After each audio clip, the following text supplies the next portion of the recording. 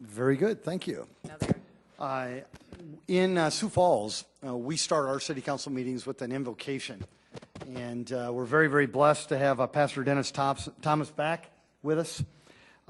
He's with Celebrate Church here in Sioux Falls, a really, really growing church in our great city. What we'd ask you to do is to stand for that invocation that the pastor will relay, and then remain standing for our Pledge of Allegiance. Pastor, again, welcome back. Thank you.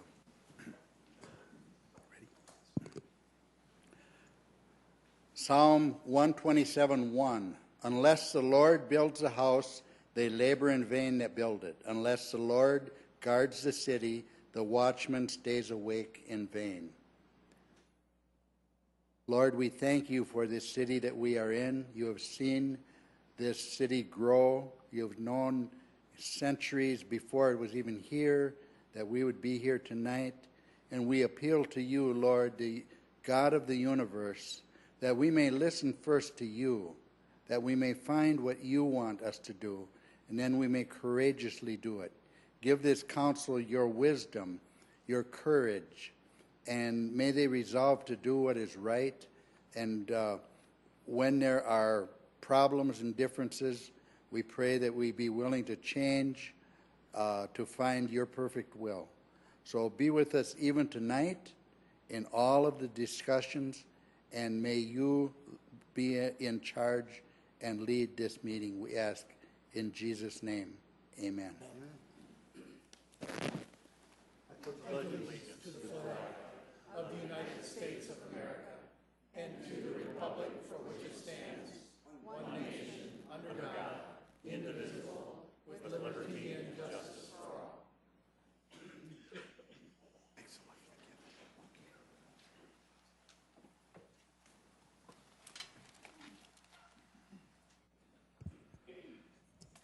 Thank you very much, Council. We'll now move to our consent agenda. Any motions, changes? Councilor Starr. Yes, Mr. Mayor, thank you.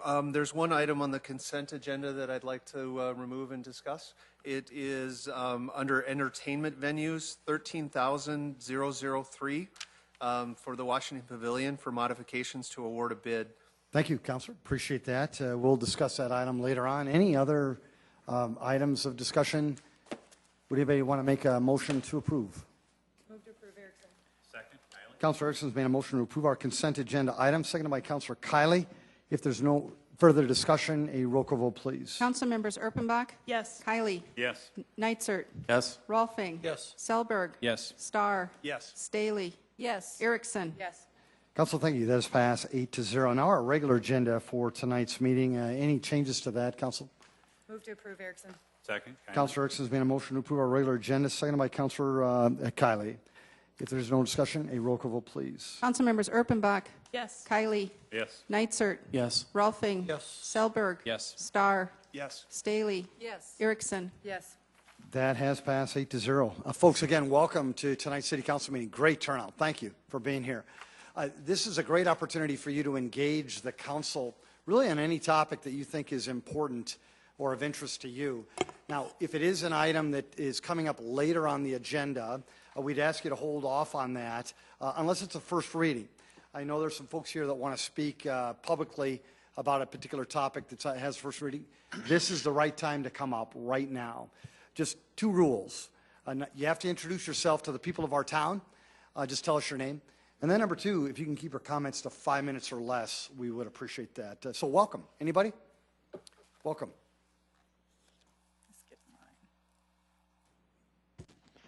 I'm Roger Algersma. I came here about a month ago concerned about lead in the water, and I'm going to talk partly about that and partly about honesty in government and how it ties together, and thank a couple of you for your letters in the paper lately.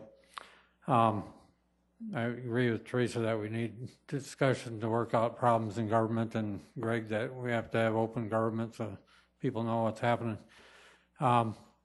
Today I sent you all an email with a picture of my shower head. Last month I was concerned about lead in the water, and then the other day I look up my shower head, and that thing is staring down with funny colors, and it's only a 4-year-old building, and it's mostly reds and some browns and oranges in it. The reason I came last time without the smoking gun is, I mean, I do a lot of analyzing. I've been tested. I'm top 2% in logic and reasoning. But 10 years ago, there was a big fish killed 10 miles up the stream at Del Rapids, and nobody knew what killed the fish, but that's the water coming in the city waterworks. And I had an opportunity to talk to a bunch of people in the city waterworks, and these are the guys working in the lab, and nobody knew why the fish died. The paper said nobody knew, and the guys doing the lab work, I says, well, you're the work in the lab, you can figure it out.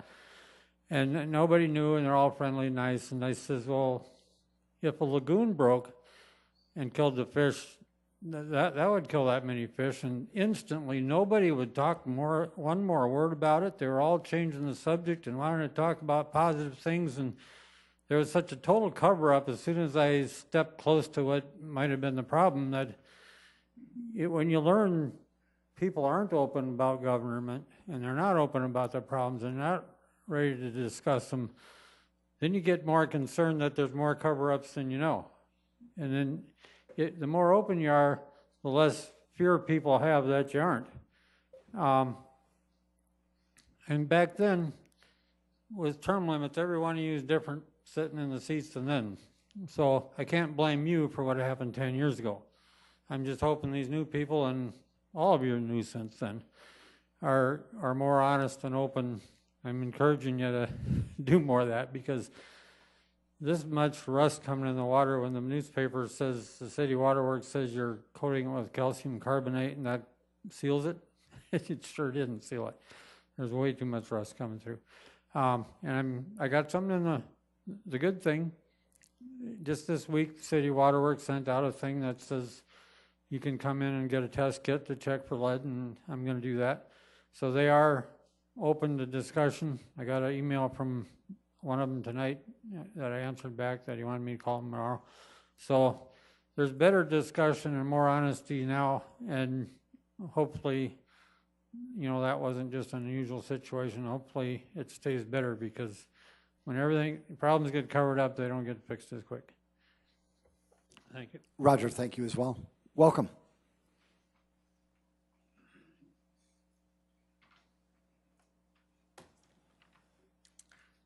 My name is Orville Loneman, Mayor, council persons. I'm 82 years old. My wife's name is Elaine.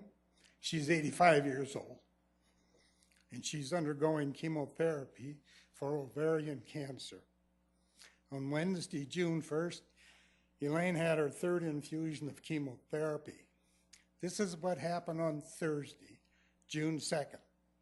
My wife, Elaine, passed out and was unresponsive. She is laying on the floor, unresponsive. I do not know if she's having a heart attack or is dying or what is happening. At about 2:20, I called 911 for an ambulance and was told there is no ambulance available. I'd like to know why there wasn't an ambulance available, and also how many times has this happened. But I do want an answer. 911 did dispatch the firemen, and they were at our home within 5 minutes and were of great assistance. I do not want this lack of ambulance ever to happen again. All of you sitting here, put yourself in my shoes. Wife or husband, unresponsive, you don't know if they are dying or what, and then the 911 dispatcher tells you there is no ambulance available. Really makes you think what is wrong with the system. Thank you for your time.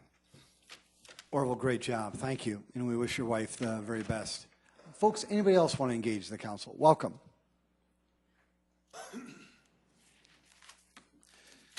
My name is John Nordley. I live at 404 North Locust.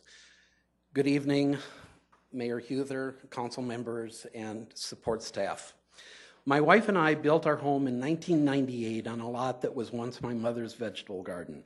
I'm here this evening to help introduce a zoning issue that just recently stirred passions and united a neighborhood. I estimate that 125 to 150 families in the Oakview area are presently involved, and I expect more will be joining our ranks as the story is told. Dreams and hopes are what we build our lives upon.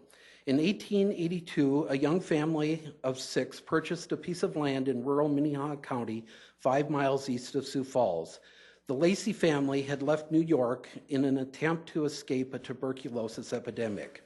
William Lacey, a medical doctor, and his wife Margaret McDonald Lacey knew little of farming. However, they had the will and determination to learn from their neighbors' best practice.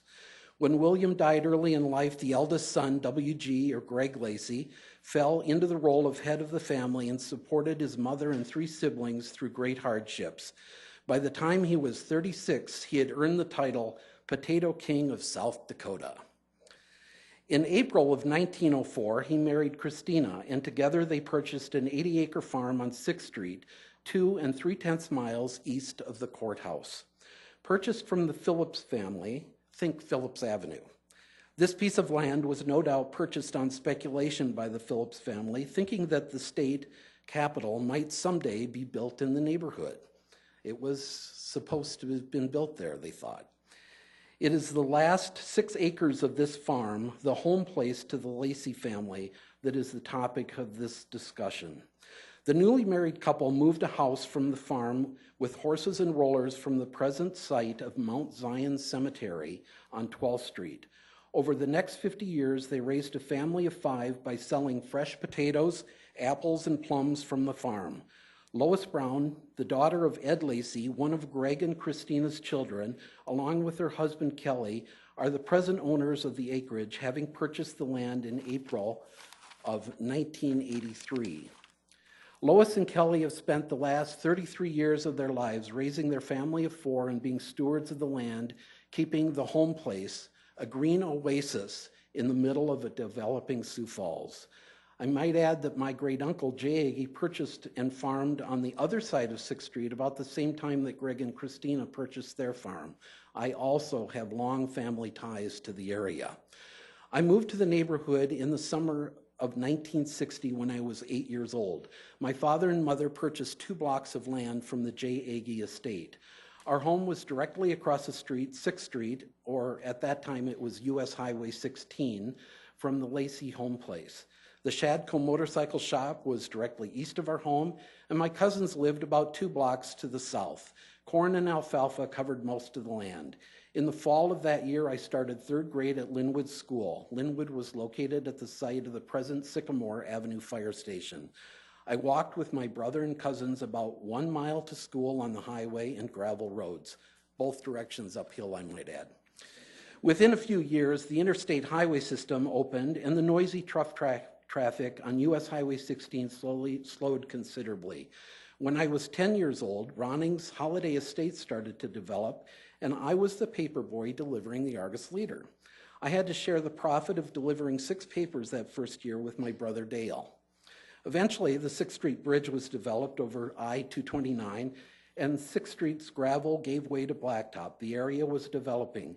At age 16, 6 years later, the paper route had grown to 200 customers, and I was a student at the new Lincoln High School. The day I turned 16, I went to work for the circulation department at the Argus Leader, a job that I held throughout my college days at Augustana, graduating in 1974. The first commercial development really facing onto 6th Street was Solar Gardens, a series of hydroponic greenhouses.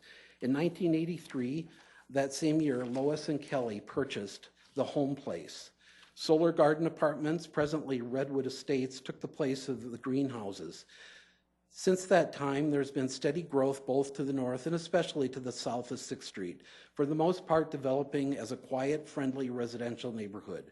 Certainly one of the most prominent features of the area are the schools, Washington High, opening in 1992, and Annie Sullivan Elementary, along with the Kenny Anderson Community Center, opening in 1994. Oakview Library was established in 2005. I might add that all of those properties were at one time part of the Lacey Farm. I'm a friend of Lois and Kelly Brown, and I've known 5 generations of the Lacey Brown family. Their son is one of my employees. The neighbors in Oakview community, many of which are friends with the Brown family, respect their right to sell their land and are committed to finding a satisfying solution for the Browns in the community. We have problems with zoning and the project that is presently proposed, and beginning this evening, we want to make our views known. Tonight's following 5 speakers will touch on subjects that we see present problems that need to be addressed and will no doubt escalate if zoning and project proceeds as indicated.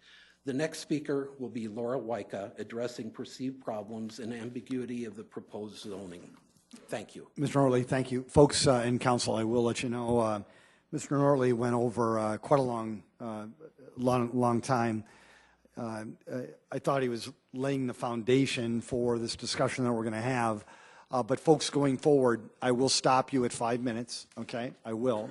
But I just want to be respectful, okay? And also, I would just ask, and Council Chair Rolfing also reminded me, we certainly value all the comments that are going to come tonight. We certainly do, and we're going to value it in a week or 2 from now as well. But we'd ask you to try to find unique things to talk about, and it sounds like that's what you're going to do. So we appreciate that.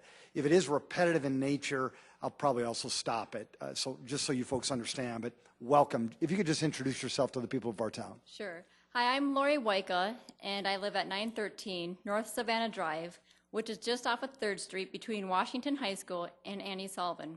First off, thank you, City Council members and Mayor, for serving this city. It is a huge responsibility, and we thank you for doing such. I live at my home with my husband and 3 children. My oldest is now a senior, which means that this time next year, I will be a complete wreck. I also have a 3rd grader and a soon-to-be preschooler. I'm not from Sioux Falls. I grew up in Albert Lea, Minnesota on a small dead-end street. Our house was next to a beautiful apple orchard that was my whole world growing up. There was something so unique about being in the woods amongst trees and grass and animals.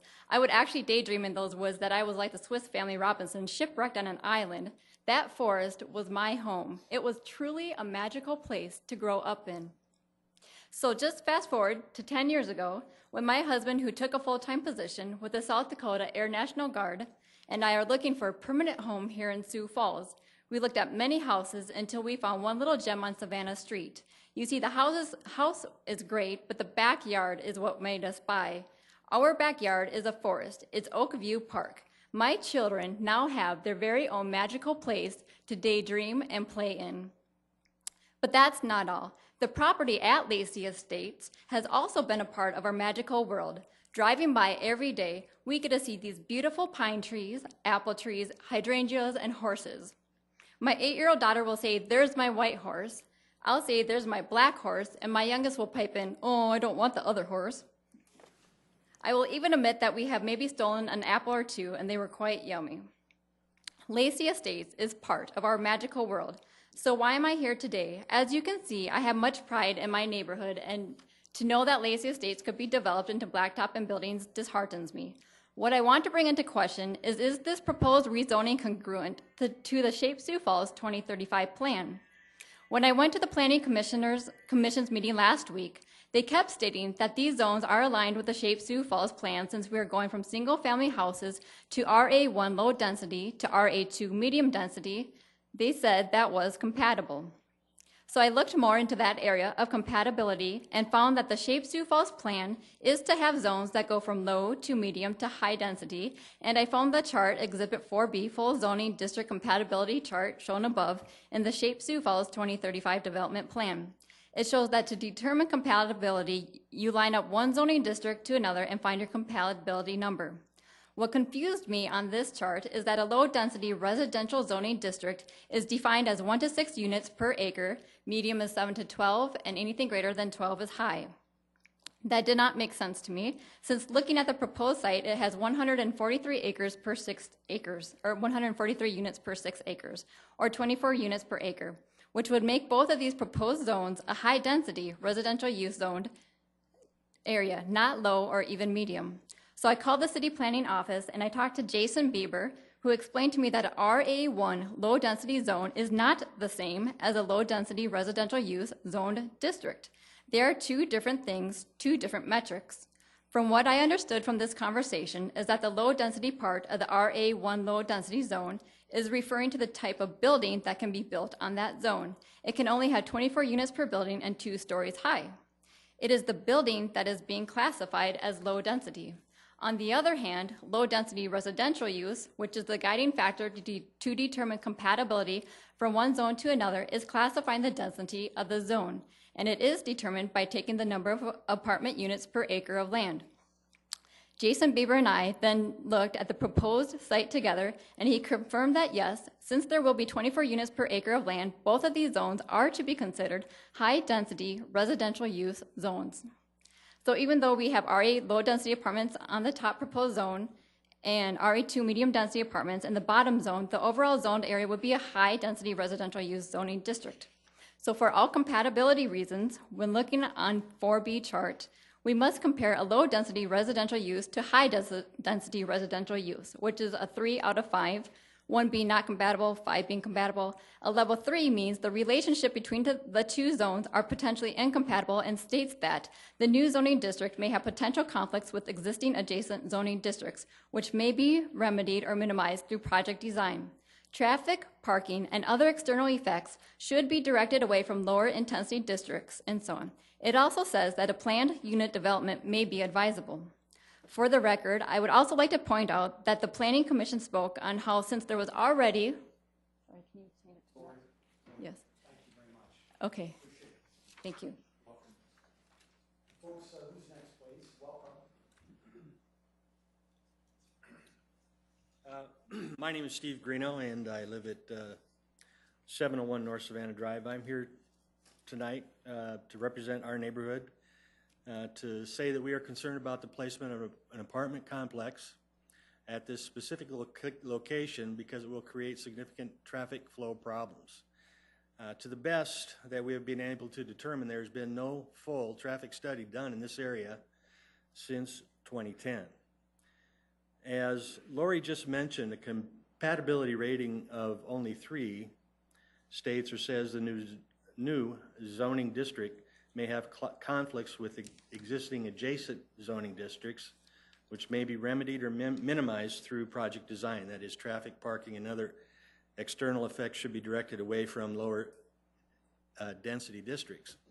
We believe having this higher density zoning district right across the street to a lower density zone will create a traffic conflict, and that there is no way in this instance to direct traffic away from lower density residential areas. From the apartment complex, traffic will flow out onto Bonson and go either south on Bonson or north on Bonson, leading into areas which are both low density residential areas. Additionally, there are no through streets directly north of the property between Annie Sullivan and Washington High School, and to the west of Bonson going on West 3rd Street, there are no collector streets bringing you to Cleveland.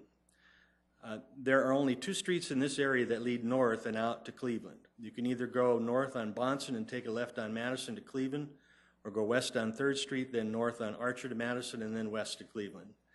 Effectively, this turns these 2 streets along these 2 routes from local streets into collector streets. There is already a significant problem on Archer with traffic and parking. It seems workers being bused to Worthington to work are parking along Madison at the intersection of Madison and Cleveland.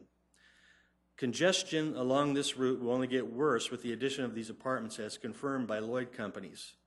Erica Beck stating that the placement of these apartments is to provide close access to its tenants to places such as John Morrell's. These streets are local streets, but will become collector streets if this apartment complex is placed in our neighborhood.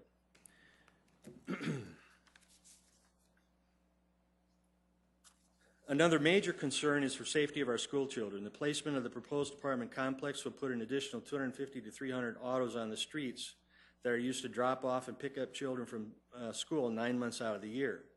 And we feel it's significant to realize that the time of the day the children are dropped off and picked up from school closely coincides with the times that residents of the apartments will be going to work or changing shifts. At drop-off and picking up times of the day, cars are parked on both sides of the street on Bonson. Adding the autos of the apartment residents trying to get to work to this scenario increases the risk factors for our school children. We have been looking into whether or not any other school has high-density residential zoned area adjacent to it on the same block and the same street. As this date, we found none. Additionally, we feel that Locust and Bonson, the offset intersection, is another problem area that would be made less safe if, as a result of increased traffic due to the placement of the apartment complex directly right on, basically right on top of the intersection. We have learned that Principal Dr. Zeke personally stood at 6th Street and Bonson intersection after school, and he decided it was too dangerous due to the poor line of sight and speed of traffic to have his students continue to serve as crossing guards. We also have a considerable amount of traffic brought into our neighborhood through the use of Kenny Anderson Park and the library. As members of this community, we implore you that before this zoning is approved, at a minimum, please consider implementing a required full traffic study for this area, preferably, we would ask during the school year. Thank you. Stephen, thank you as well. Appreciate it. Welcome.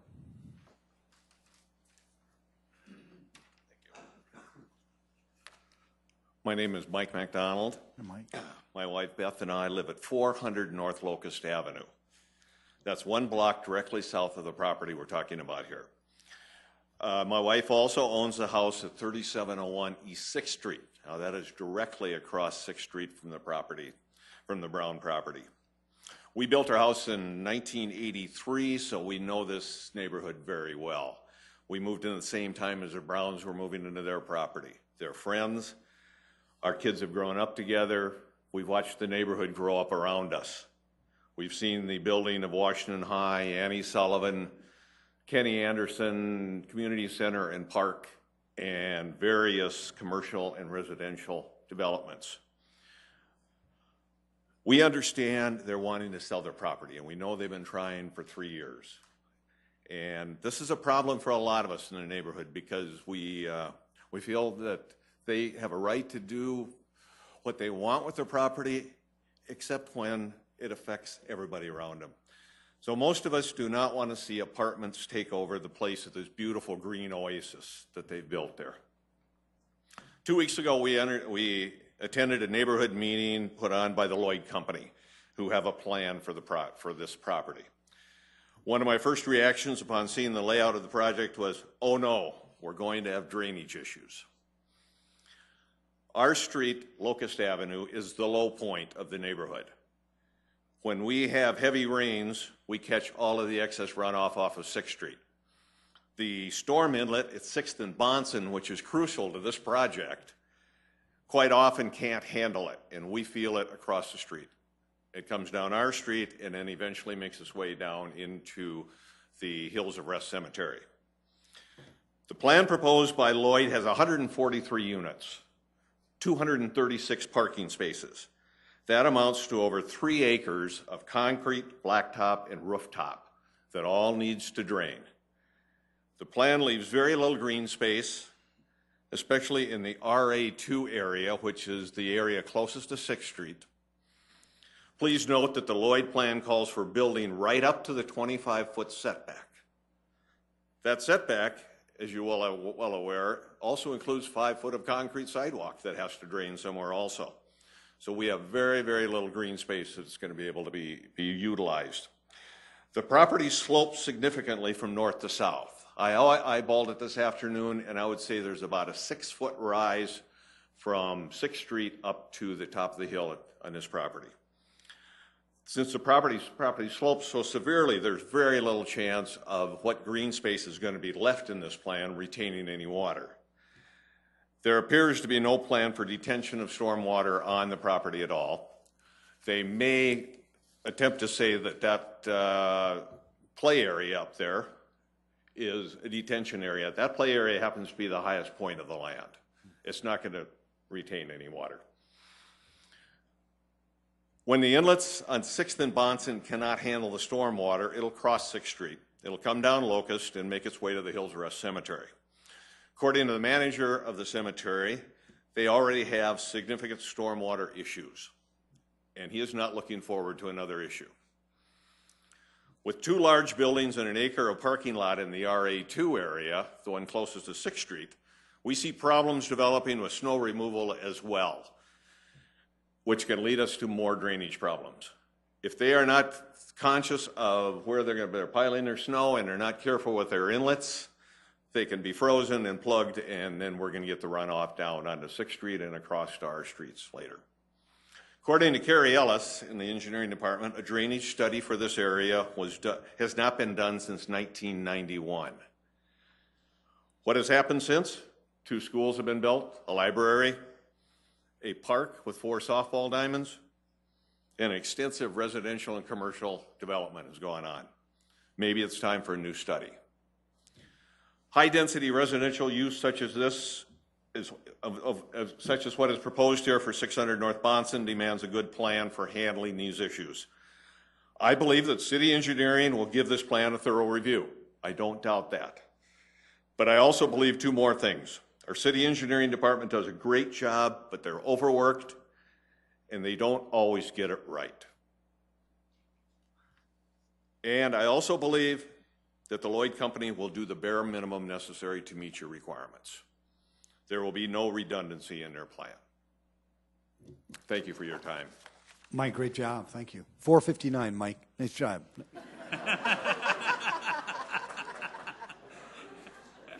Artie, welcome. Mayor, Council, thanks for having me tonight. A special happy birthday to Councilor Starr as well, if you may know. Nice job. My name is Tony Burke, and my family, Stacy, a nurse practitioner in town, and our 5-year-old daughter, Ava Grace, moved into the Oakview neighborhood June 21st of 2013 at 804 North Caleb Avenue. My background has been in public safety for over 20 years. We were attracted to the Oakview neighborhood very quickly with beautiful and peaceful homes and yards, the public library, Annie Sullivan, and much more, and of course the very attractive Lacey Estates. The community is wonderful and we thoroughly enjoy living in the City of Sioux Falls, in particular the Oakview neighborhood, but the past year's activities have brought some concerns. Just last week, 4 students witnessed by myself and 3 other neighbors were driving by on Caleb Avenue, 2 sitting on the doors, 1 standing up through the sunroof, and a driver. They were videoing themselves doing the unsafe activity. On June 4th, a car was reported to police speeding at 70 miles an hour along Archer Avenue, which is a residential street. In the last year, I've witnessed numerous near misses at intersections in the Oakview neighborhood as a result of many intersections not being equipped with stop signs. In communications with the City Traffic Department, September of 2015, when inquiring about how we come about when we're inputting stop signs, the response from Heath Hofsteiser shared was street classifications for bigger high-volume routes, and then in neighborhoods rely mostly on sight distance and crash history.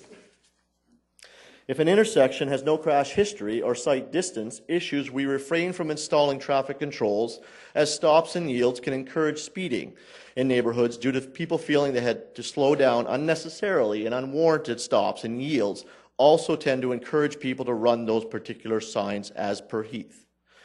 This sounds like a very reactive statement and an approach to concerns for safety.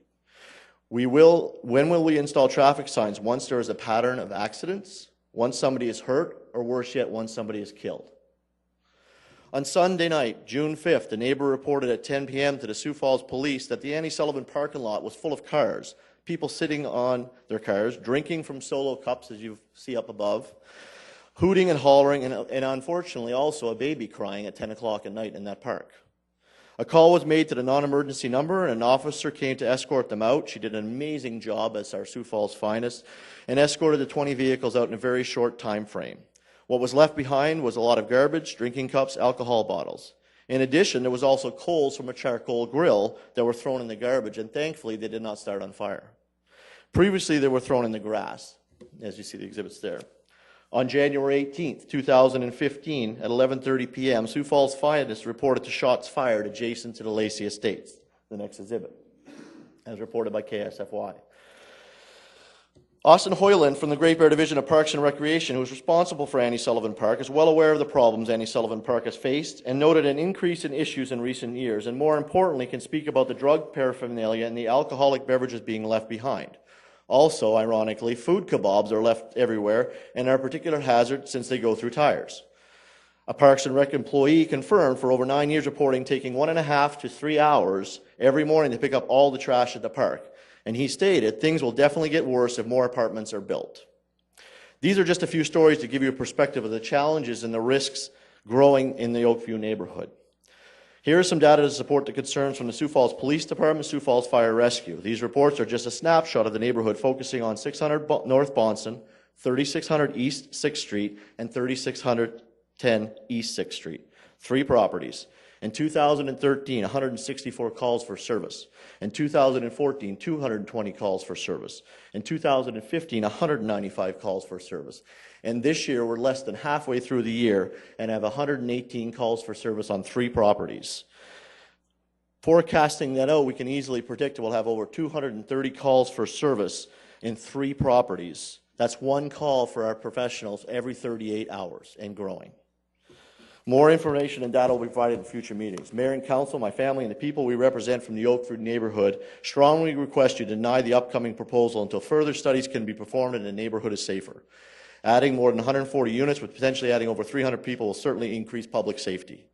Thank you for your time. We are here to help, Mayor and Council, make our neighborhood stronger as representatives of the Oakview Neighborhood Association, which includes sometimes taking a pause until our services can catch up to some of the challenges. We deeply, deeply respect the Browns' desire to move on with their lives and value their role in forming our neighborhood. Thank you. Tony, thank you as well. Folks, we've had really good testimony, and obviously we're going to have some more. Just want to give you a little flavor. John, again, talked about the history of the area. Appreciate that. Lori spoke about compatibility of zoning. Did a good job. Thank you. Sorry to cut you off, though, Lori. You'll have plenty of opportunity to come back. Steve did a great job talking about traffic flow problems, safety of the school children. Is requesting a full traffic study. Thank you, Steve. Mike did a good job talking about drainage issues as well as potential snow removal issues. Appreciate that, Mike. And then Tony talked about some of the challenges with speeding as well as potential safety challenges within the neighborhood. All good topics. Folks, I just want to remind you, we haven't even got to the first reading yet. It's all good, all very appropriate. Whoever coached you did a good job. You can let me know who coached you later on. But you did a good job. I think you're setting a good groundwork. However, there's still plenty of time to discuss this. No decisions are going to be made today, okay? So there's still plenty of time. With that in mind, welcome. Thank you, Mayor. And thank you, Council, again, for your service. We certainly appreciate that. My name is Joy Schrader, and my husband Brad and I moved into the Oakview neighborhood back in 2000. We originally lived on Locust Avenue, just south of the property, and in 2012 we moved to Caleb Avenue, which is northwest of the library. But as these things were coming to a head with the organizational meeting hosted by Lloyd, I was unfortunately unable to attend that. So my first witnessing of how the neighborhood was coming together was at last week's Planning Commission meeting. And I'd have to say I was extremely impressed by the number of individuals, and I would say it was a larger group than even here tonight, who represented neighborhoods from both the south, the west, and the northeast sides of Annie Sullivan, of this intersection of the Lacey property. And in working with some of the others in our group, we decided to organize some meetings, which we held Sunday and Monday at the library. And we were fortunate to have Teresa Staley and Pat Starr attend last night's meeting. You can thank them for the coaching, I think, a little bit. But as a group, we have formed a true neighborhood association, which we know, according to the Shake Places, is definitely encouraged for communities to do so, to be acting on behalf of one another. So we are working together as one voice, not as individual voices. We fully respect the Browns and their decision to sell. We understand that. We certainly want to do what's best for them. We know that they want to downsize, and we completely respect that. After we started having some of these first organizational meetings, I actually got to spend a little time on my feet as I walked the neighborhood passing out flyers regarding these neighborhood meetings. And as I worked over onto East 7th Street, it felt like I was back in the day when I was out there with a wagon and my kids selling Girl Scout cookies and Boy Scout popcorn and going door to door. And the one recurring theme as I spoke to people was, we want to have a voice. They expressed their concerns over and over again. And many of the same topics that you've heard expressed here tonight.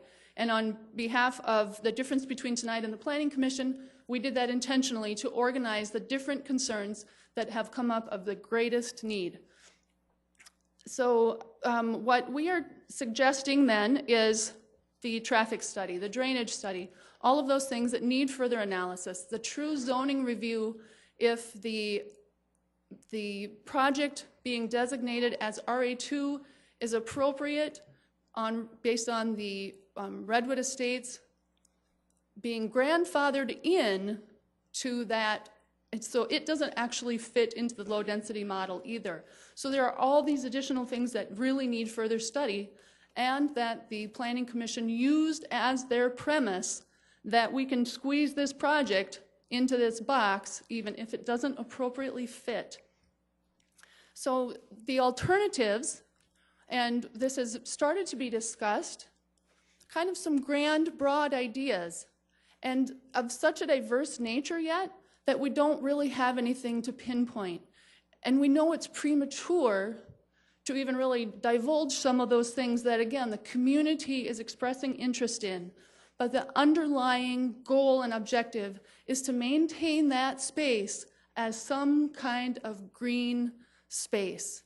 There are so many things that between the school district and the park system and or the community itself, we are willing to do what it takes to make sure that that green oasis, and that has been the kind of recurring phrase that's used tonight, and I think so appropriate, that this is what this community needs. We don't need more concrete and asphalt in that area.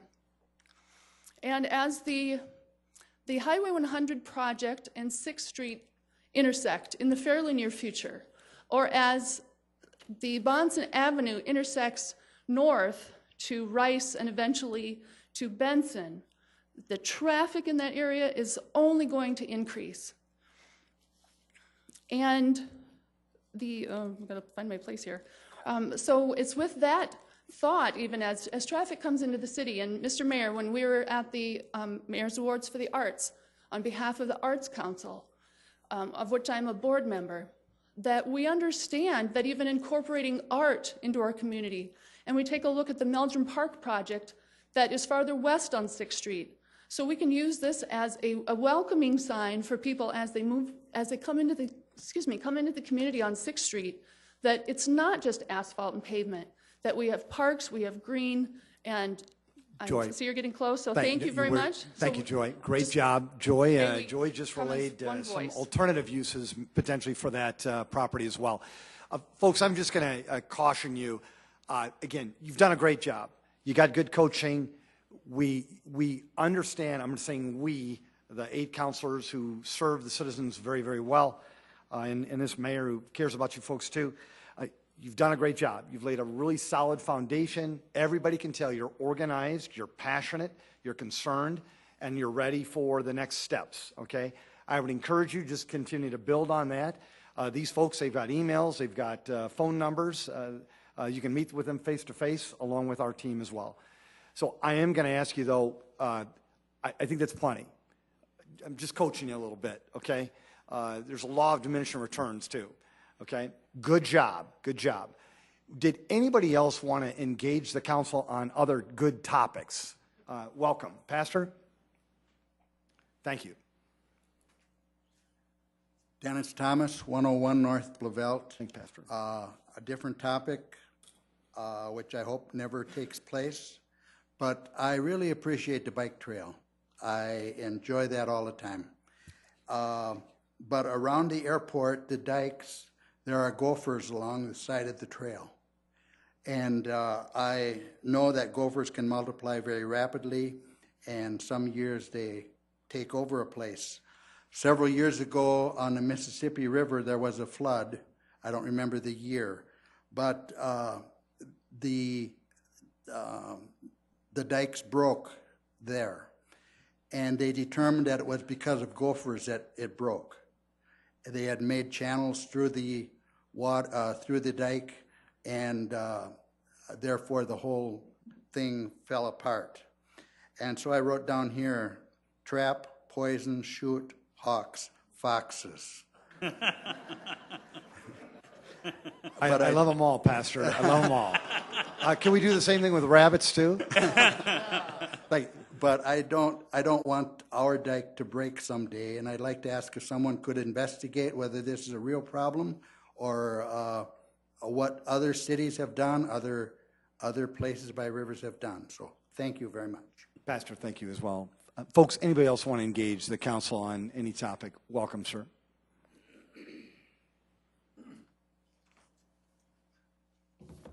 Robert Colby.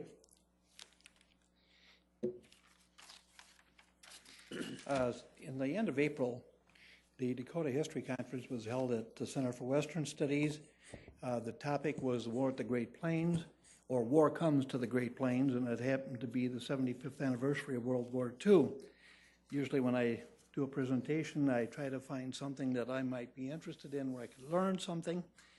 And I decided to try to look at the week that I was born during World War II. It was interesting. I learned a lot about things that happened as I made my entrance. But I also learned something else. This is the environment that my parents were dealing with at that point in time. And any of us who were born in 1942 from September on were probably from the impetus of December 7th, 1941. Now, there were a lot of people who are of interest at this point in time, and one of them just passed away. His name was Muhammad Ali. I didn't know the man, never met the man, but we did take our induction physical at about the same time, and we both had about the same deferment. Today, I can say people would sooner be me than he. Yesterday or a week ago, maybe that wasn't the case. But you learn something about the time frame in which you made your entrance. 1942 was the first nuclear reactor. Instant coffee was invented, and the God savior of all things for the handyman, duct tape. Not everybody was notable that was good. John Wayne Gacy was born at the same time. Some of the others, Richard Daley, Linda Evans, Joe Biden, Jimi Hendrix, Harrison Ford, Michael Bloomberg, Michael Crichton, Britt Eklund, Vicente Fox, Jerry Garcia, Stephen Hawking, Calvin Klein, and the mayor's favorite, Sir Paul McCartney, Charlie Rose, Martin Scorsese, Barbara Streisand, Tammy Wynette, but local people that I know and are friends who were born at the same time, James Beto, DWU president and a person who ran for governor, Francis Whitebird, Governor George Mickelson's cabinet appointment to the tribal people in South Dakota, and Porter Williams. And if you don't know him, I'm sorry. But these are people who are important. But what's happening now is history is important because we are making history as we speak today. We have a woman who will be the presumptive candidate for her party. We have a man who is the presumptive candidate for his party. One has been scoured, scorned, and vetted for the last 30 years, and the other one doesn't like to have anybody look at their personal life. It'll be interesting to see what happens in the next 6 months. But remember, we are living history. Look back at your own, because it's important to that help make you who you are. But it also, when you find out what was happening when you were born, that's what your parents were concerned about. Last but not least, remember, the highest and best use of any parcel of God's earth is not always commercial development. Thank you. Mr. Colby, thank you. Welcome.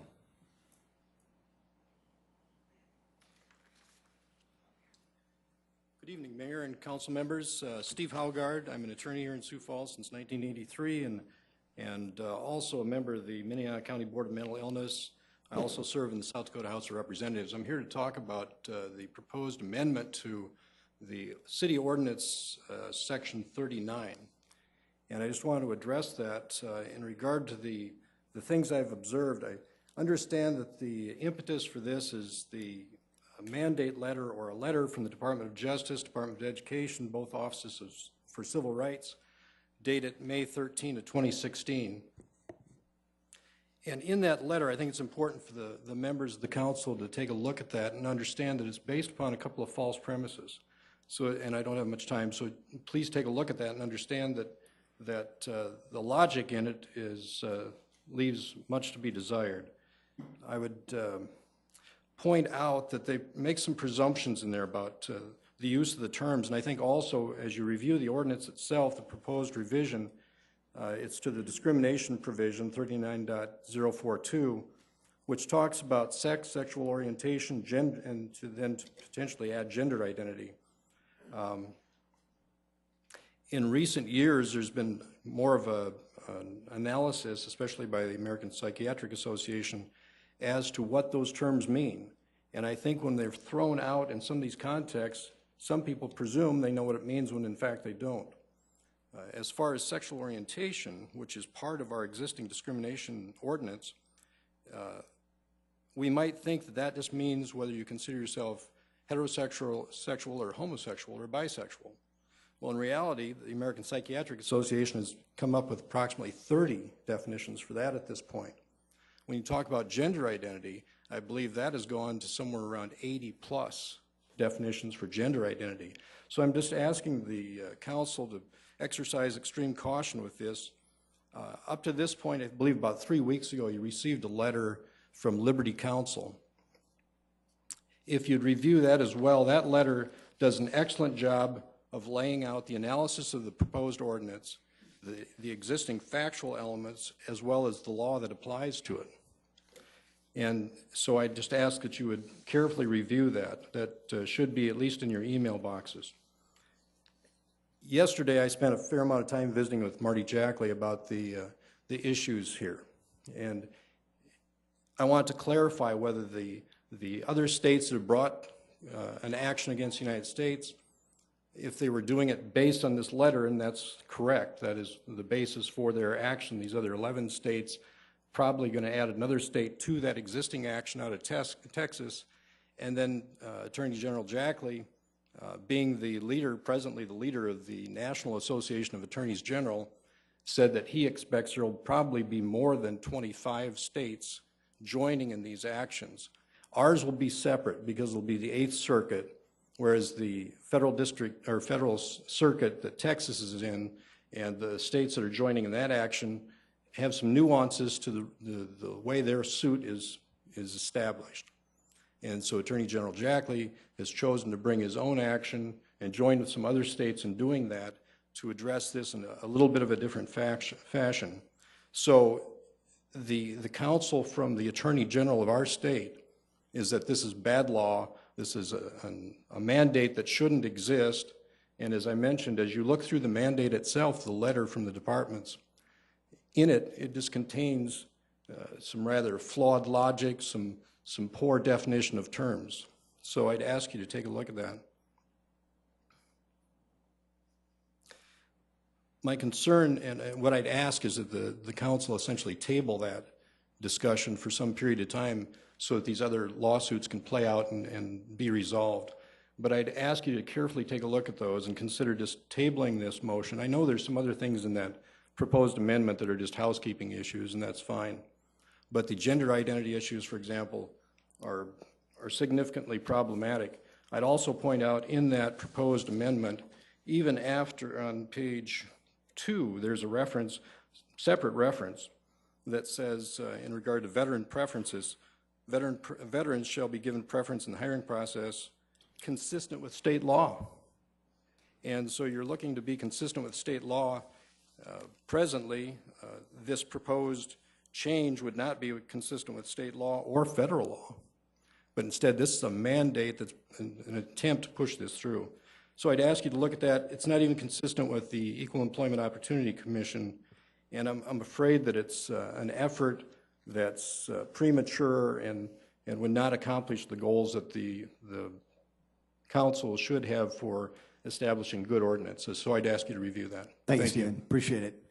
Folks, anybody else want to engage the council? Welcome.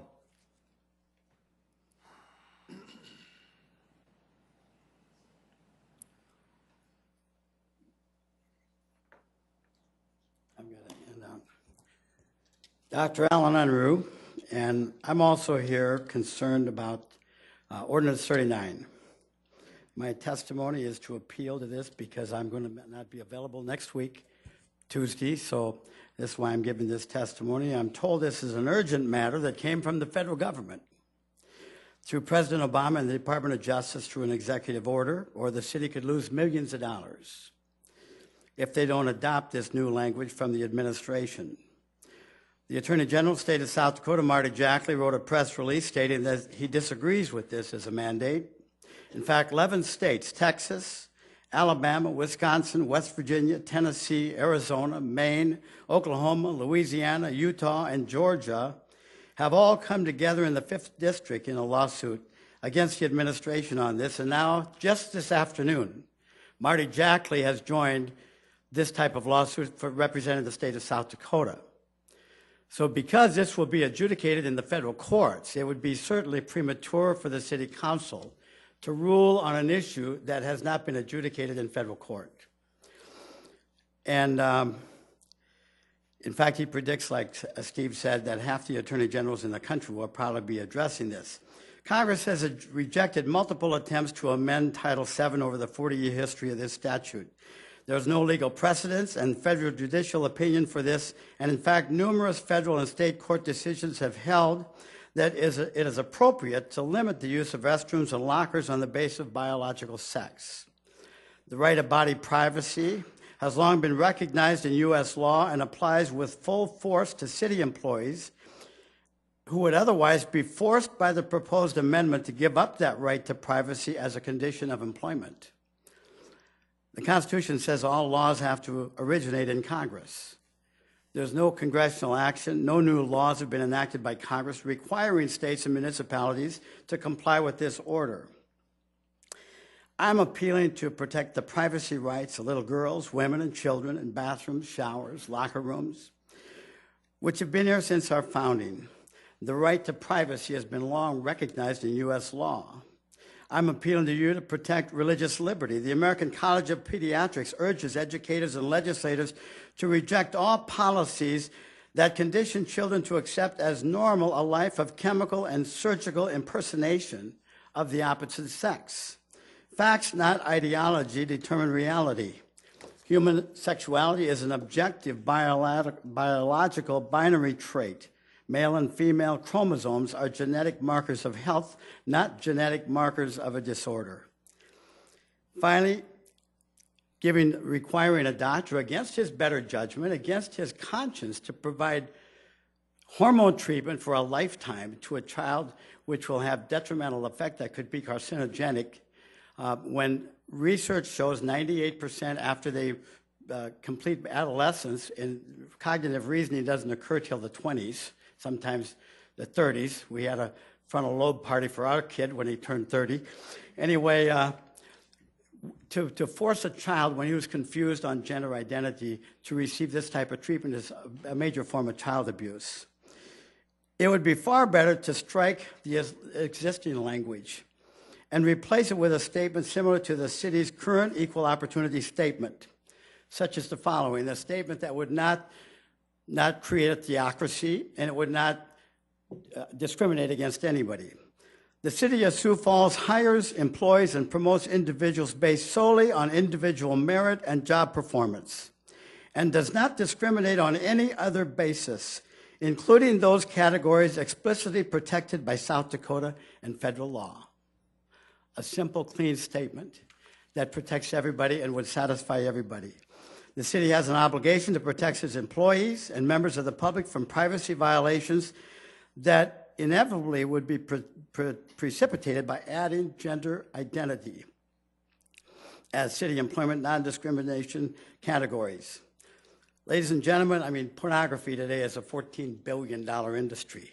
Sexual addiction is one of the major addictions in this country. Half our prisons are there with sexual crimes. This opens a wide open door for anybody who may have a predatory nature, and we don't know what's in the mind of anybody, through city ordinance to enter any bathroom or shower. And God forbid that anything happens to any child or person. And I just appeal, you know, a little story when our forefathers developed this Constitution, and I suppose I can't finish this story. You can, Dr. Unruh, but Well, thank you very much. I just appeal to you to vote no on this and to table it. And have a good week next week, too. And I'll hand this out. Thank you. Thank you. Thank you. Folks, anybody else want to engage the council? Well, thank you very much, everybody. We appreciate it. Your voices were heard, and so it's good to have you here. I just had to sit in the back there. Scott Erisman, Sioux Falls. I was just going to come forward and welcome the new counselors and good luck. And as I was sitting over there, I had a few thoughts on some other stuff. As the pastor stated about the gophers on the bike trail, there's something I'd like the Parks Department to look at. We spent millions and millions and millions of dollars on the River Greenway, but if you take your bike from about Falls Landing over to almost Cliff Avenue, it's covered in goose manure every day. And I know the Parks Department tries to probably clean it up, but they ain't doing a very good job. I think that there's a way to move the geese without killing them or hurting them or poisoning them or whatever, and it's something the city should look into because it's kind of disgusting, especially after we've built this Roman Empire structure that's just covered in manure. And if you don't believe me, just take your bike down there and ride it and check it out for yourself. As I was listening to these people talk about their property, and I'm not going to go into that. I don't know any of these people, and I really don't have an opinion on what should be done with the land. Reminded me of the county, the joint Minnehaha County and Council meeting, where at the beginning of the meeting, the microphone was on, and Council Chair Rex Rolfing and Chair of the County Commission, Cindy Heidberger, were having a conversation about the 5-minute rule. And Rex was adamant about sticking it to 5 minutes, and Cindy was telling him that they don't really do that in the county because people could come back and sue you. Now, you have to remember something. The 5-minute rule, you know, I think it's a good rule when people are up here talking about goose manure or flowers on the boulevard or stuff like that. But when people are up here talking about their property, something that's very important to them and something they've spent their whole life building up, 5 minutes is not appropriate. As Cindy Heidberger said, you could be sued. They have a right to come up here and talk about that stuff when they're here on their own time, taking time. They're sitting here. It's a beautiful evening. I'm sure they'd all much rather be someplace else. And they take it on their own time, and they're under a time clock for the, you know, I get about the millions and millions of dollars that are probably sitting in this audience in property right now. And they're told they only have 5 minutes to defend themselves. It's inappropriate. You know, we're told the same 5 people come here every night, every Tuesday. That's baloney. These are the kind of people that come every week to talk about their rights, their property rights, and their free speech rights. I'm sick of this time clock thing all the time. If somebody is here to talk about and protect their property, they have a right to speak about it as long as they want to, as long as it's appropriate. Mayor Heather came to the county commission meeting. He spoke for 9 minutes and 36 seconds. We timed him. Cindy Heidberger did not stop him. He was there to talk about his property. And he had the right to, and she let him go because he was there defending his property that he owns out on Lake Diamond. Same should apply here at the council meetings. Thank you. Thank you, Scott. Folks, anybody else? Welcome.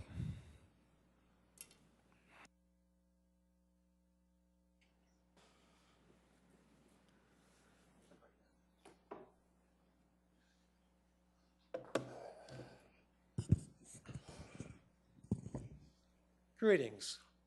My name is David Zokaitis. And when we come here on Tuesday, we all pledge allegiance. And part of that pledge is, with liberty and justice for all. Well, that sounds really nice, but I had a bad experience in the liberty and justice realm that half of you haven't heard of, so I think I'll take this opportunity to let you know what happened.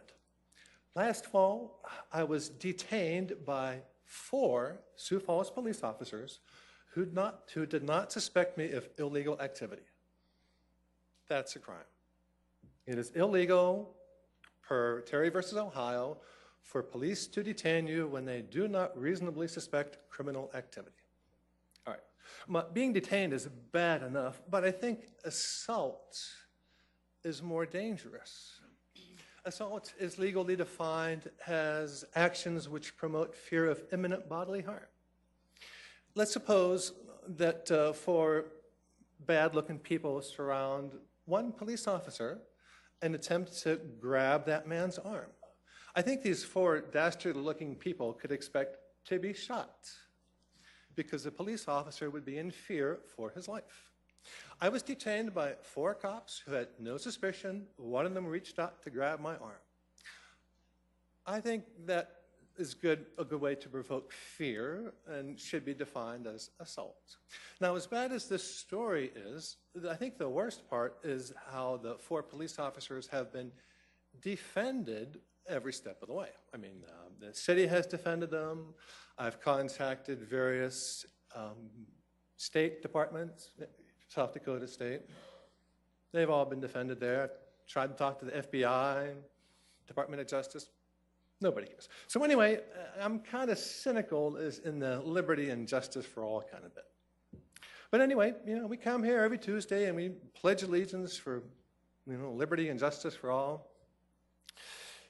And, I look around at the world and I see bad things going on and they bother me. So I come here and hopefully we'll find a way to make the world a little better. And in the liberty and justice for all realm, I have a city ordinance that needs some work. Again, half of you haven't seen this, neither half have. That's the city ordinance. It says that police can remove your permit for any good cause. I'm not making this up. That's what the city ordinance says. And if you read the Constitution, the Bill of Rights, there's a conflict between the ordinance and the Constitution. Your ordinance violates due process of law because there's no judge, there's no hearing. It's just police, yanking a permit for what they deem to be a good cause. And this ordinance also violates the injunction against double jeopardy because, double jeopardy means there should be 1 violation and 1 penalty.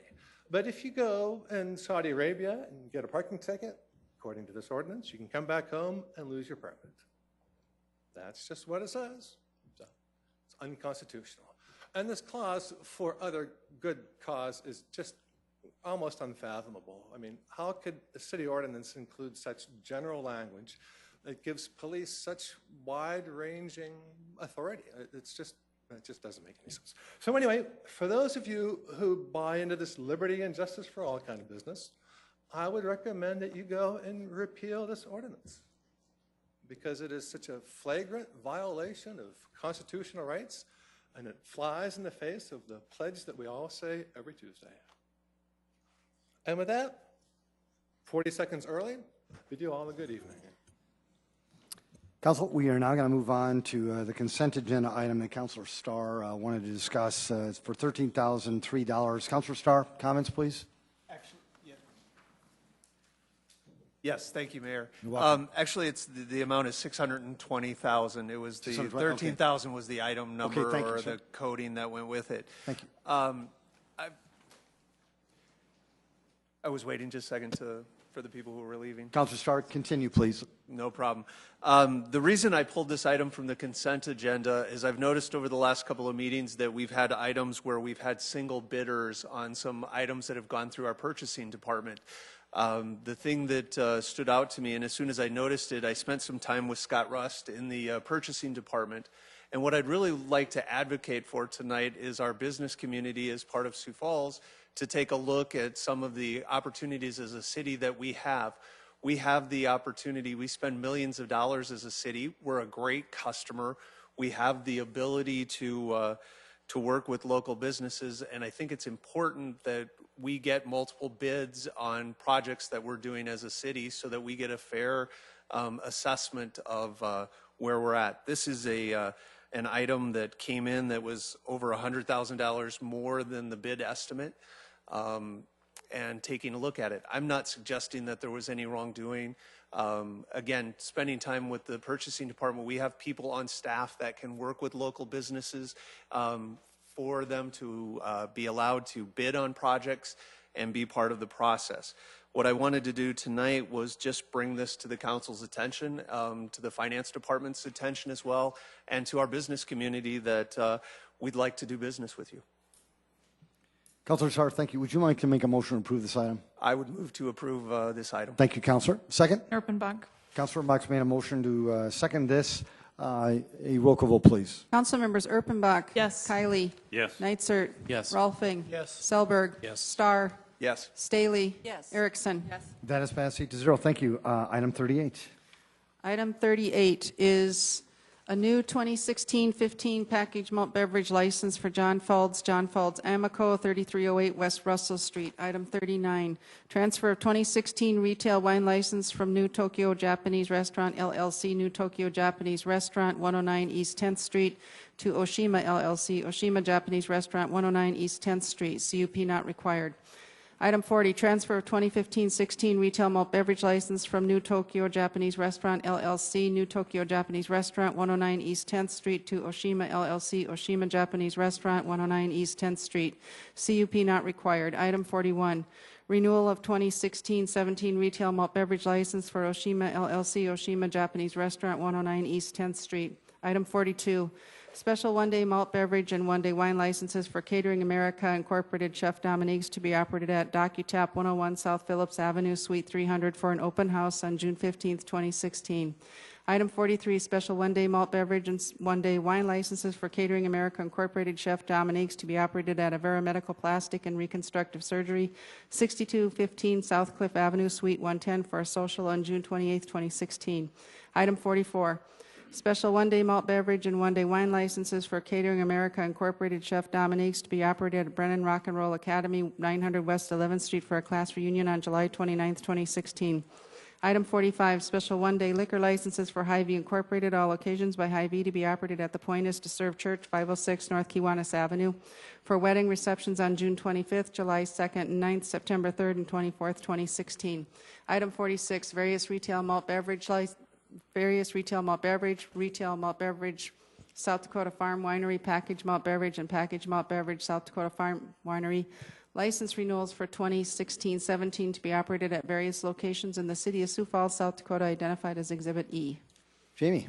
Good evening, Jamie Palmer with licensing. Item 38 is an applicant currently holds a packaged malt with Farm Winery license at this location, but he no longer wishes to sell wine, so he is requesting this new packaged malt beverage, which will only allow him to sell malt beverages.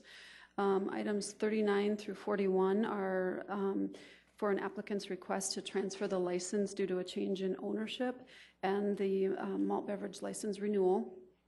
Items 42 through 45 are special one-day requests, Items 46 are the renewals, which include those with underage sale violations. There are 4 businesses with representatives present to speak to you tonight, and I would be glad to introduce them if you're... Jamie, thank you.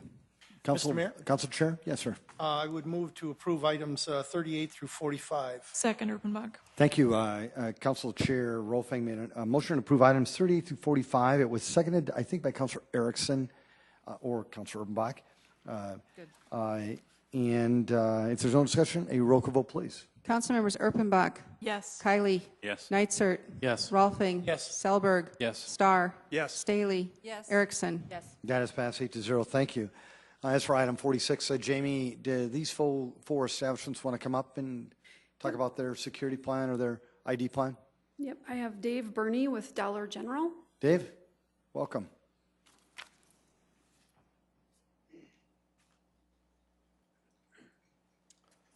Good evening, Council. We had a sting back in December of last year that we failed at one of our stores on 12th Street. Thank you, Dave. Since then, we let that gentleman go who actually put the wrong birth date in the system to sell the cigarettes. And we terminated him. That's our policy with Dollar General. We card every time for alcohol and cigarettes, and he did not do that. So he was terminated, and Dollar General's policy again is that every store, no matter how many times a customer comes in the store, they are carded. We have mandated that, and Dollar General's policy as of today is they're gone. So that's why we operate our business. It is more forceful now than it has been due to this fact. So that's where I'm at with this.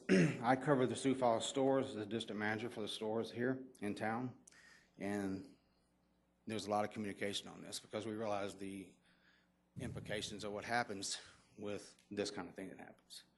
So we have policies in place. This will never happen again. Thank you, David. Jamie, who else, please? Colin Vaninga with Hy-Vee. Colin, welcome.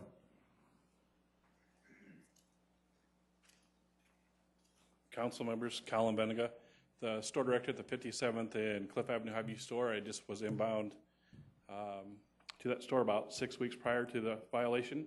We had an underage sale by our team member in our C store. They actually had requested the ID, but instead of using the cash register to index the birth date in there, they tried to do the math in their head and they sold to that individual. Since then, we have done multiple different things with our system involving the handheld scanners where they can scan the IDs of the driver's licenses, both at the C store and at Wine and Spirits. We also have a certified TAM trainer on staff now in our store, and everyone in the C store and Wine and Spirits has to be TAM trained, as is my front end managers are TAM trained that approve the alcohol sales there. We did terminate that individual in that system, but we've gone to put precautionary things in place so that it does not happen again. Colin, the council has asked this in the past. What do you normally do with an employee who does something like that? Are they always terminated, or is it dependent? In this store here, they're terminated. In the store that I took over, in previous stores when I was in Iowa, they were not automatically terminated. Thank you, Colin. Appreciate it. Jamie? Kurt Erickson with Gas Stop. Kurt, welcome.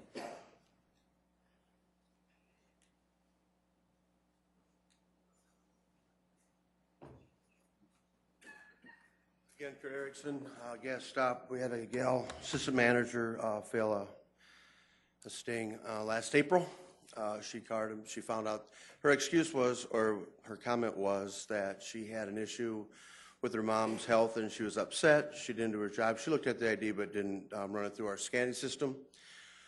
We certify each and every one of our employees before they can even step onto the register. And then we also have a program in place that's actually stands for being a responsible store. It's BARS program that we hire a company come in first of every month to either comply the employee, or excuse me, to card the, or to try to get our employee to sell either tobacco or alcohol. If they pass, they get a green card, and the employee gets $25. If they fail, they get written up. In this case, since it was a city sting, the system manager got terminated. That is our policy, and that will be our policy for every one of our employees, are, like I said before. Kurt, thank you. Appreciate it. Jamie? I have Richard Klaus and Tammy Hayden for Gas Barrel. Richard and Tammy, welcome.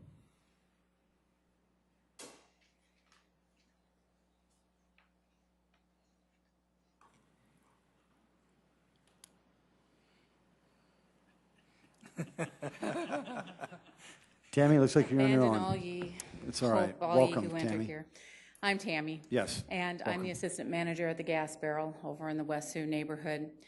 Last fall, whenever the sting was, we had a clerk during shift change who rushed onto the till, and in her rush to get through The pile of customers who were coming behind didn't do due diligence and did not ask for an ID, to my knowledge.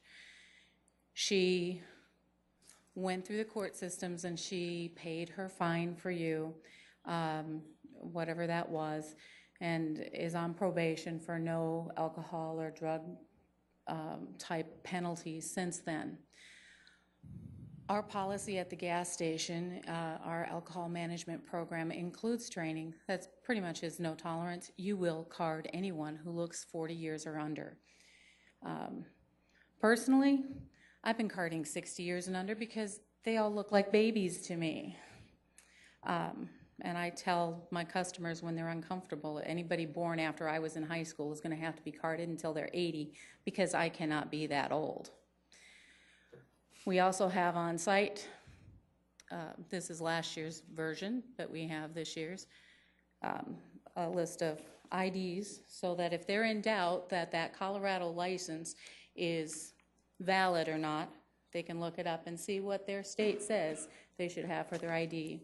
The technology at our gas station is not such that we have a scanner or any type of scanner there, but we have implemented a stopgap where if anyone attempts to purchase any item that has an age requirement, beer, state wine, which we don't offer at this time, tobacco, cigarettes, or lottery tickets, it asks them to verify, is this person at least born on this date in such and such a year?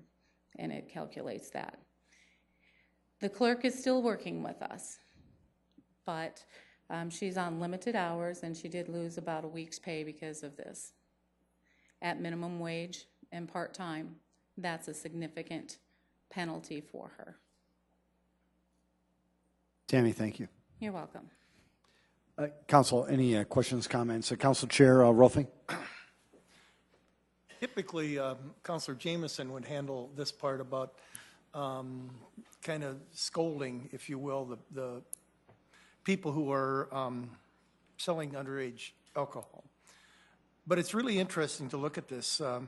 Dollar General, Hy-Vee, Gas Stop, pretty large organizations, have all the benefits of being able to, pay the money that is needed, if you will, to have the fancy computers and cash registers and scanners and all that. They have it happening. And then we go to the gas barrel, a mom and pop operation, and it says, we're doing as good a job as we can do also, and they still get burned. People, as much as I hate it, people are not perfect. I've been trying to tell my wife that for a lot of years, but it's not working there either. So, as much as we hate to do this, people need to know, though, that we are serious about selling liquor and cigarettes to minors, and we know it shouldn't be done. So the only thing we have to do is to bring you up here and shake a finger at you and make sure that you have things in process so that your employees are trained correctly and they won't do it again, or that they are let go. So I thank you for being here. I urge you to take all necessary precautions, because if it happens again, then we really do have a problem. So thank you. Council Chair, would you make an motion to approve item 46? I would do so. Thank you, sir. Second. Thank you, Council Vice Chair Kiley. Appreciate that.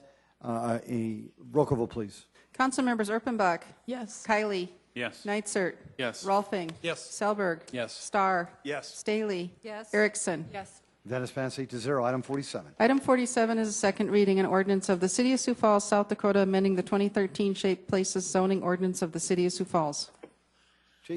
Jason Beaver, representing Planning and Building Services. This is an application by the Planning and Building Department. We are looking at amending the Shaped Places ordinance to make it more consistent with the approved parking strip ordinance that was approved in April 5th of 2016. Really, the only change that we are doing is changing the district of the downtown area. Under the new ordinance, it is called the DTPUD and not the C3 zoning district. Jason, thank you. Is there anybody in the audience who wanted to speak to this item? Councilors? Move to approve Nitzert. Second, Rolfing. Councilor Neitzert's made a motion to approve item 47, seconded by Councilor Chair Rolfing. If there is no discussion, a roll call vote, please. Councilmembers Erpenbach? Yes. Kylie? Yes. Nitzert? Yes. Rolfing? Yes. Selberg? Yes. Starr? Yes. Staley? Yes. Erickson? Yes. That has passed 8-0. Item 48. Item 48 is a second reading and ordinance of the City of Sioux Falls, South Dakota, rezoning property at the southeast corner of East 41st Street and South Sparta Avenue from the AG Agricultural District to the RA2 Apartment Residential Moderate Density and C2 Commercial Neighborhood and Streetcar Districts, petition number 4333, 2016, and amending the official zoning map of the City of Sioux Falls. The applicant and owner here is Kelly Nielsen. It's located at the southeast corner of 41st and future South Sparta Avenue, just to the east of the future Brandon School. It's roughly 11.5 acres in size. The purpose of this rezoning is to construct 8 multifamily buildings on the south lot, and then have a future retail on the 4.46 acres on the north lot. Thank you, Jason. Anybody in the audience want to speak to this item? Council? Move to approve Erpenbach. Second. Councilor Buck's made a motion to approve this item, seconded by Councilor Vice Chair Kiley. If there's no discussion, a roll call vote, please. Councilmembers Erpenbach? Yes. Kylie? Yes. Nitzert? Yes. Rolfing? Yes. Selberg? Yes. Starr? Yes. Staley? Yes. Erickson? Yes. Thank you. That is passed 8-0. Item 49. Item 49 is a second reading and ordinance of the City of Sioux Falls, South Dakota, rezoning property at southeast corner of West 69th Street and South Beale Avenue from the AG Agricultural District to the CN Conservation RA3 Apartment Residential High Density LW Live Work and C2 Commercial Neighborhood and Streetcar Districts, petition number 4342, 2016, and amending the official zoning map of the City of Sioux Falls. The applicant here is Clint Ackerman. The owner is Arch Beal. It is located just south of the Avera Heart Hospital. It is roughly 25.87 acres in size. They are looking at rezoning about 4.3 acres for commercial, 4.87 live work acres, 13.92 for apartment high density, and then about 2.75 acres for some conservation drainage in the middle. And the purpose is to construct a future retail, office, and multifamily development on the lot. Thank you, Jason. Folks, anybody in the audience want to speak to this particular item? Council? Move approval, Rolfing. Second. Kylie. Council Chair Rolfing's made a motion to approve this item, seconded by Council Vice Chair Kiley. If no discussion, a roll call vote, please. Councilmembers Erpenbach? Yes. Kylie? Yes. Nitzert? Yes. Rolfing? Yes. Selberg? Yes. Starr? Yes. Staley? Yes. Erickson? Yes. Thank you, Council. That is passed 8-0. Item 50. Item 50 is a second reading and ordinance of the City of Sioux Falls, South Dakota, rezoning property at 400 South Cleveland Avenue from the RD1 Twin Home Duplex Suburban District to the O Office District, petition number 4468, 2016, and amending the official zoning map of the City of Sioux Falls. The applicant and owner here is Rick Bishop. It is located south of 10th Street on South Cleveland Avenue. It's roughly 0.29 acres of vacant parcel. The purpose of this one is the applicant is looking at constructing a roughly 2,700 square foot office building and associated parking lot for his business with his son. I believe they're in computers. Jason, thank you. Did anybody want to speak to this particular item? Councilors? Move to approve Erickson. Second Erpenbach. Councilor Erickson's made a motion to approve this item, seconded by Councilor Erpenbach. If no discussion, a roll call vote, please. Councilmembers Erpenbach? Yes. Kylie? Yes. Nitzert? Yes. Rolfing? Yes. Selberg? Yes. Starr? Yes. Staley? Yes. Erickson? Yes. That has passed 8-0. Item 51. Item 51 is a second reading and ordinance of the City of Sioux Falls, South Dakota, rezoning property north and south of West 65th Street and east of South T. Ellis Road from the AG Agricultural District to the RS Single Family Residential Suburban District, petition number 4475, 2016, and amending the official zoning map of the City of Sioux Falls. The applicant and owner here is Kelly Nielsen. It's roughly 4.6 acres in size. The applicant is looking at constructing a single-family residential development with roughly 17 lots, and then 65th Street will be extended to intersect with T. Ellis Road. Jason, thank you. Did anybody want to speak to this item? Councilors? To approve Erickson. Second. Councilor Erickson's made a motion to approve this item, seconded by Councilor Nitzert. Thank you.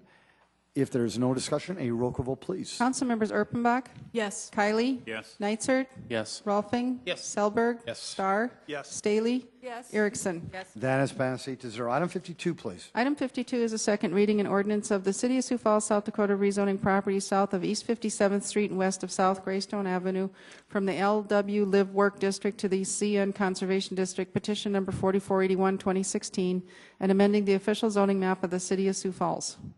The applicant and owner here is Erica Beck with Lloyd Companies. This is located north of the new Harrisburg Elementary School. It's roughly 2.15 acres in size, and the purpose of this rezoning is to just get some more areas for detention. Anybody want to speak to this item? Councilors? Move to approve. Second, Erpenbach. Thank you, Councilor Erickson. There's been a motion to approve this item, seconded by Councilor Erpenbach. If no discussion, a roll call vote, please. Councilmembers Erpenbach? Yes. Kylie? Yes. Nitzert? Yes. Rolfing? Yes. Selberg? Yes. Starr? Yes. Staley? Yes. Erickson? Yes. That is passed 8-0. Item 53.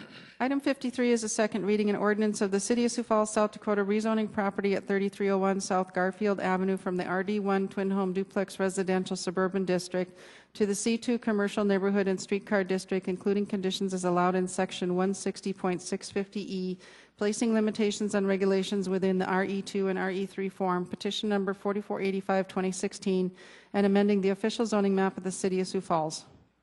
The applicant here is John Taylor. The owner is Dustin Haber. This is about 2 blocks south of O'Gorman High School, just north of 41st Street. It's roughly 0.23 acres and currently has an existing home on it. It's just north of the Home Federal Bank. They are looking at filling in kind of that triangular piece, as you can see in the Home Federal Bank. And so they are looking at demolishing the house and constructing kind of an accessory parking lot for that new multi-tenant building. Our staff did recommend denial of this specific application because if you look up and down West 41st Street, you can kind of see that there's commercial lots adjacent to 41st, and then they start transitioning with either office or multifamily. So we felt an office zoning would be a better suit for this specific parcel. And we also were worried a little bit about the neighborhood creep into the area. I know there wasn't any neighborhood opposition at the Planning Commission, and I don't believe there's any neighborhood opposition at the City Council meeting. And the Planning Commission did put a condition on there to allow this parcel to only be for parking only. Buildings couldn't be constructed on it. Jason, thank you. Anybody want to speak to this item? Welcome. Mayor Huther, council members, my name is John Taylor. I want to say good evening. I represent Dustin Haber. I'm an attorney here in Sioux Falls. This is my 3rd year here in town. Before that, I was an Army officer. I went to school with your son, Rob, and I celebrate his passing every year. Just want to say I'm sorry for your loss, and I knew Rob, and I think about him every day. Thank you. Back to what we're talking about. Let me give you a bit of history on the Home Federal building. Currently, the bank occupies the west half of the property. Over the last couple of years, their requirement for space has decreased, and so the bank has gone from a single-purpose building down to a duplex. There's currently a common area with bathrooms and whatnot, but the future plan for the building is to expand it within the footprint of the pylons and to have that patio and redo some of the parking. Because of the Shape Places Ordinance revisions, the parking density requirements go up. The number of parking spaces for the net rentable area requires additional parking. The subject property that we're talking about is a duplex built in the 1960s. It's fairly depreciated. It either needs an overhaul or needs to be torn down once the current tenant leases are up, which is sometime, I would say this fall. The eastern half of the building is in a state of disrepair, requires probably a $20,000 or $25,000 overhaul. I'm talking roof, garage doors, interior furnishings, finishes, and some light landscaping. The proposed project is to demolish that building and to create a small parking lot. The city's position, which Mr. Bieber discussed in terms of rezoning office and supporting a small office building there, would actually increase the intensity of use within the neighborhood. Now, immediately across the street to the east is Perkins Restaurant. We had a community meeting on April 13th, which was widely attended. We had about a dozen landowners and neighbors attend the meeting.